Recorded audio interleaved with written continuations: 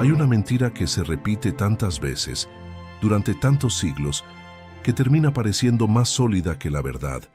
No es una mentira inventada con malicia, es una mentira de omisión. El tipo de mentira que se construye no agregando información falsa, sino quitando la parte de la historia que resulta incómoda o simplemente inconveniente para el relato que alguien quiere contar.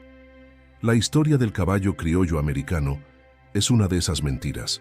Durante generaciones se nos contó una versión limpia, ordenada, casi heráldica.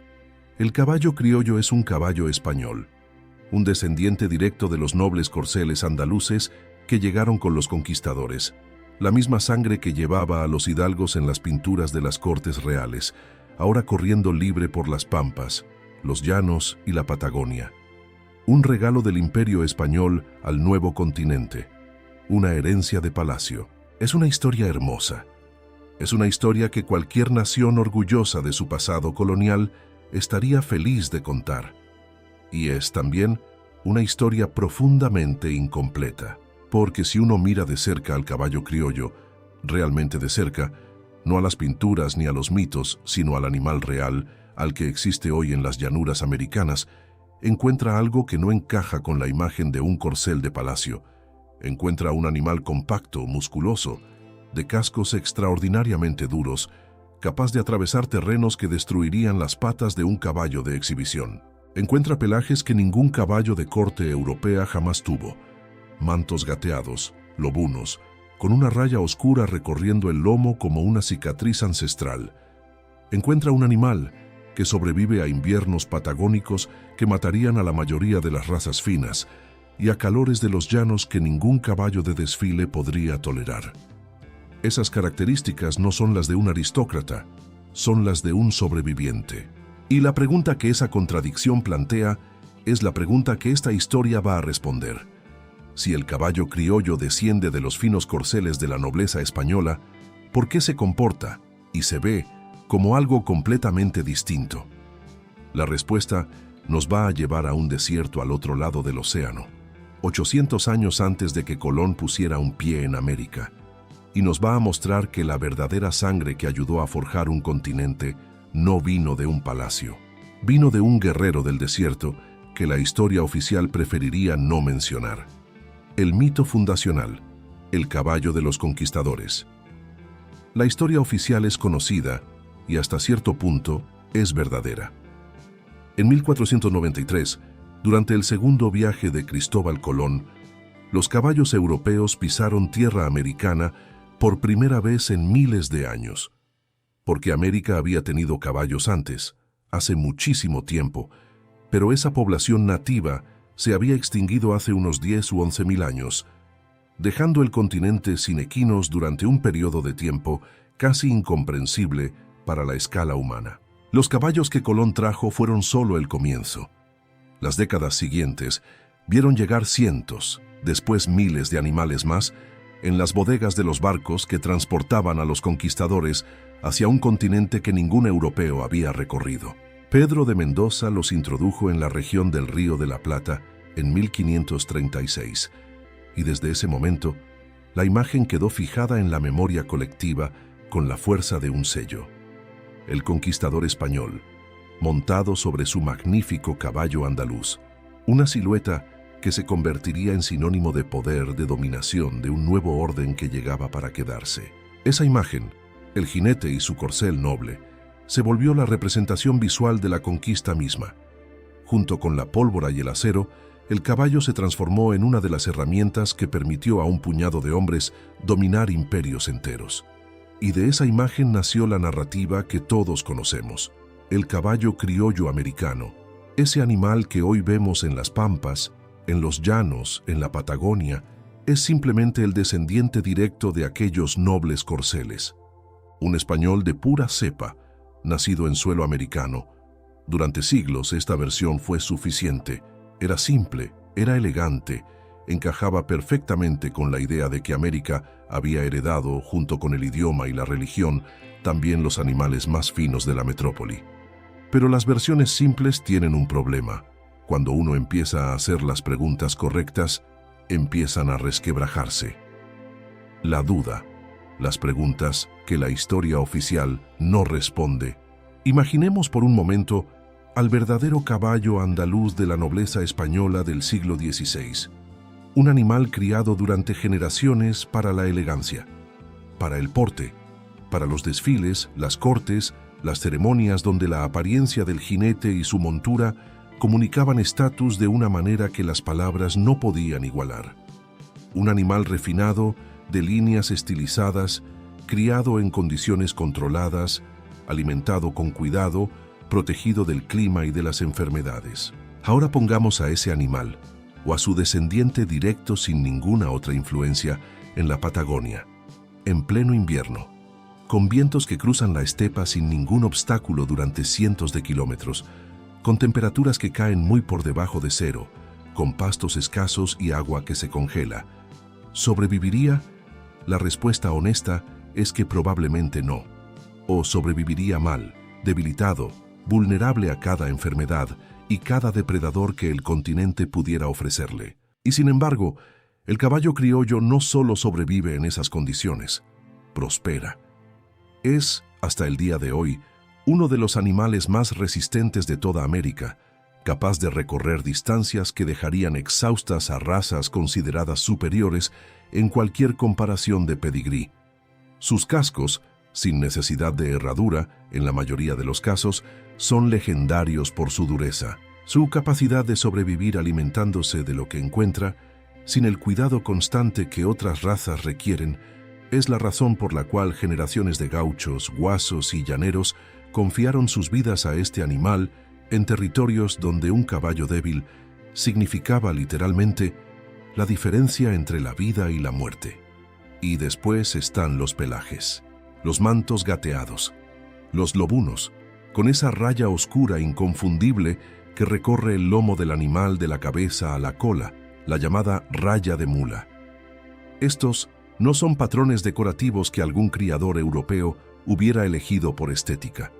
Son patrones primitivos, patrones que en el mundo equino se asocian con razas extremadamente antiguas, razas que conservan rasgos genéticos de poblaciones ancestrales que la cría selectiva moderna eliminó hace mucho tiempo de la mayoría de las razas de caballos finos. Ningún corcel de palacio andaluz exhibía esas características de manera prominente. Eran, para los estándares de la nobleza europea del siglo XVI, marcas de un caballo común, de trabajo, no de exhibición. Entonces, ¿de dónde vienen?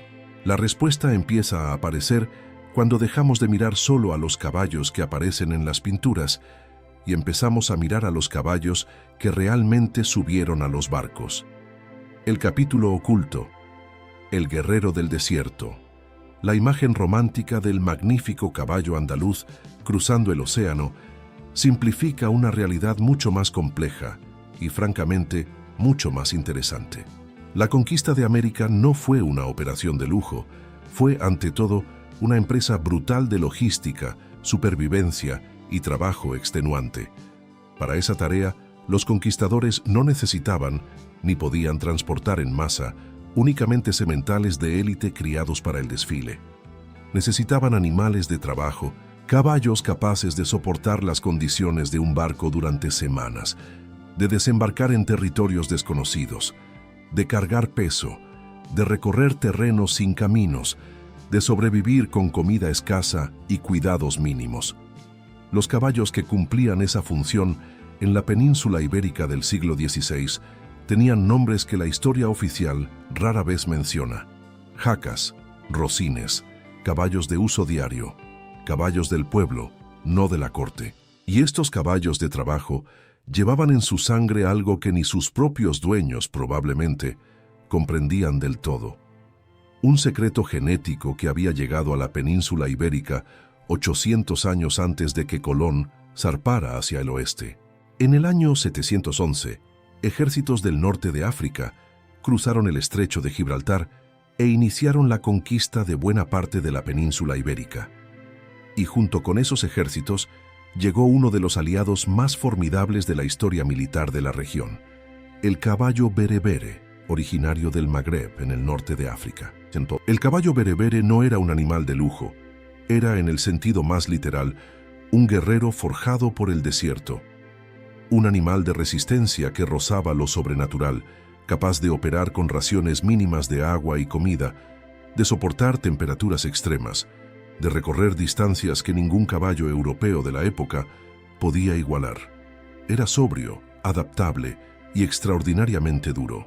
Durante casi 8 siglos, porque la presencia musulmana en la península ibérica se extendió en distintas formas hasta finales del siglo XV, la sangre del caballo berebere se mezcló una y otra vez, generación tras generación, con la de los caballos nativos de la península ibérica.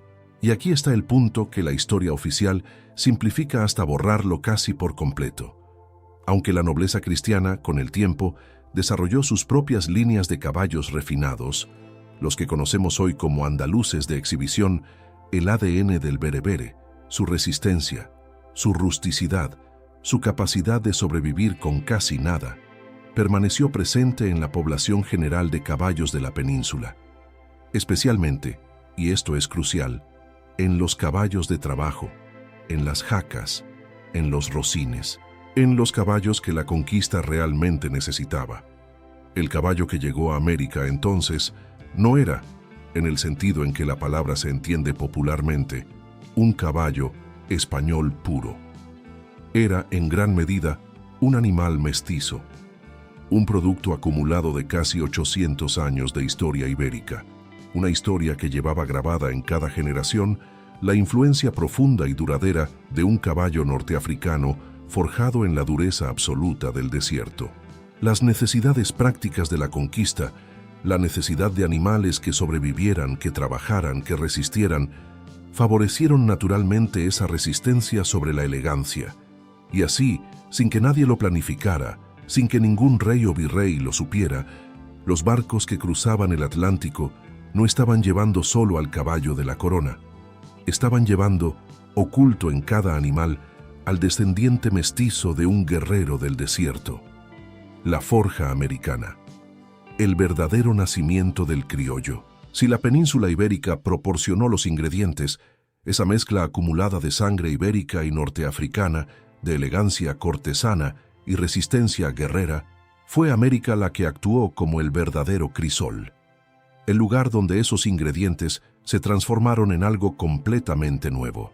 Después del abandono de la primera fundación de Buenos Aires, y también a partir de otros puntos de entrada en el continente, Perú, Chile y muchos más, decenas y eventualmente cientos de caballos quedaron sueltos, liberados, abandonados o simplemente extraviados en un territorio que ningún europeo había explorado completamente. Y se encontraron con algo extraordinario. La Pampa, una de las llanuras más vastas y fértiles del planeta, era para un caballo prácticamente un paraíso, pastos que se extendían sin límite visible, sin los grandes depredadores que en otros continentes mantienen bajo control a las poblaciones de herbívoros grandes. Espacio, comida, libertad absoluta. Los caballos se multiplicaron de una manera que las crónicas de la época describen casi con incredulidad. Manadas cimarronas, caballos vueltos salvajes, que llegaban a contar miles de cabezas, extendiéndose por horizontes que ningún jinete podía abarcar con la vista. Y fue ahí, en esas llanuras infinitas, durante generaciones y generaciones de vida sin intervención humana, donde ocurrió la verdadera selección. Porque la libertad en la Pampa no era benigna. Era libertad, sí, pero también era la ley más antigua y más implacable que existe. La selección natural, operando sin ningún filtro, sin ningún criador, sin ninguna preferencia humana interfiriendo en el proceso. Solo los animales más fuertes sobrevivían los inviernos. Solo los más resistentes a las enfermedades se reproducían lo suficiente para dejar descendencia. Solo los más inteligentes, los que sabían leer el peligro, encontrar agua, evitar las tormentas, llegaban a una edad reproductiva, y solo los que tenían los cascos más duros, capaces de resistir las enormes distancias que la vida en la Pampa exigía, mantenían la movilidad necesaria para sobrevivir. Generación tras generación, durante siglos, la naturaleza hizo un trabajo que ningún programa de cría humana podría haber replicado con esa precisión brutal. Eliminó la debilidad, potenció la fuerza. Y aquella sangre de resistencia, la del guerrero berebere, que había viajado oculta durante 800 años en los caballos de trabajo de la península ibérica, casi invisible, casi olvidada, encontró en la dureza de América el catalizador perfecto para expresarse en su forma más pura y más poderosa. Los pelajes primitivos que mencionamos antes, los gateados, los lobunos con su raya de mula, no desaparecieron en este proceso. Al contrario, se reafirmaron, porque esos patrones suelen estar asociados con rasgos genéticos de resistencia y supervivencia que la selección natural en un ambiente exigente tiende a favorecer. El instinto de supervivencia, la rusticidad extrema, la capacidad de prosperar con casi nada, todo lo que define al caballo criollo americano no fue un regalo entregado por algún criador visionario en un establo europeo. Fue un título, ganado, generación tras generación, en una guerra silenciosa de siglos contra el clima, el hambre, la distancia y el aislamiento. El caballo criollo no es entonces un caballo español degradado o empobrecido por el paso del tiempo, como alguna vez se llegó a sugerir con cierto desdén colonial. Es exactamente lo opuesto. Es el resultado de una selección natural extrema, operando durante siglos sobre una base genética que ya desde el principio llevaba la marca de uno de los animales más resistentes que el mundo conoció. El Renacimiento, el caballo del gaucho. Cuando los habitantes de estas tierras, primero los pueblos indígenas y después los gauchos de las Pampas, los guasos chilenos, los llaneros de Venezuela y Colombia, necesitaron un compañero capaz de domar la inmensidad del continente americano, no fueron a buscarlo en ningún establo de lujo. Miraron hacia las llanuras, hacia esas manadas cimarronas que llevaban generaciones viviendo en completa libertad. Y ahí encontraron lo que necesitaban: un caballo pequeño, robusto, feo para los estándares europeos de la época quizás, pero con algo que ningún caballo de exhibición podía ofrecer: capacidad de trabajo ilimitada, resistencia inquebrantable y, una vez domado con paciencia, una lealtad y una confianza hacia su jinete que se convertiría en una de las relaciones más celebradas y más necesarias de la historia americana.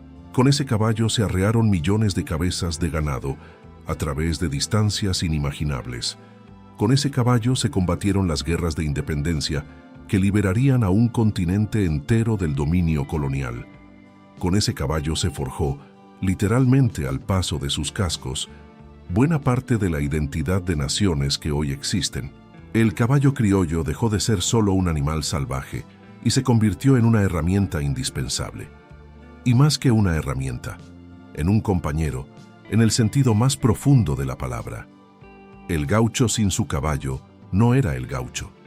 Era simplemente un hombre a pie en medio de una llanura que lo superaba en cada dirección. A principios del siglo XX, sin embargo, surgió un problema nuevo: la llegada masiva de razas europeas más modernas, caballos de tiro pesado, caballos de carrera, caballos importados con el prestigio de Europa, amenazaba con diluir, mediante cruces indiscriminados, la genética que siglos de selección natural habían perfeccionado. Criadores visionarios, como el argentino Emilio Solanet, entendieron lo que estaba en juego, y lo notable es lo que hicieron, o más bien, lo que no hicieron. No intentaron mejorar al criollo cruzándolo con razas extranjeras. No intentaron crear algo nuevo en un laboratorio o en un establo de cría selectiva moderna. Fueron a la Patagonia, a las manadas más aisladas, a los rincones más remotos, donde la influencia de otras razas todavía no había llegado. Y buscaron entre esos animales a los ejemplares que todavía conservaban intactas la pureza y la dureza que siglos de selección natural ya les habían otorgado. No tuvieron que inventar nada, solo tuvieron que reconocer lo que ya existía y protegerlo. La prueba definitiva de lo que esa protección había preservado llegó en la forma de una de las hazañas ecuestres más extraordinarias de la historia: la travesía de Mancha y Gato, dos caballos criollos que recorrieron a caballo la distancia entre Buenos Aires y Nueva York. Miles y miles de kilómetros, a través de selvas, montañas, desiertos y fronteras, en una travesía que ningún caballo fino del mundo habría podido completar. Mancha y Gato lo hicieron, y al hacerlo, mostraron al mundo entero, sin necesidad de una sola palabra de explicación, exactamente lo que América había forjado durante 4 siglos. La verdad completa, la suma de 3 continentes. La historia del caballo criollo es, en el fondo, la historia de América misma.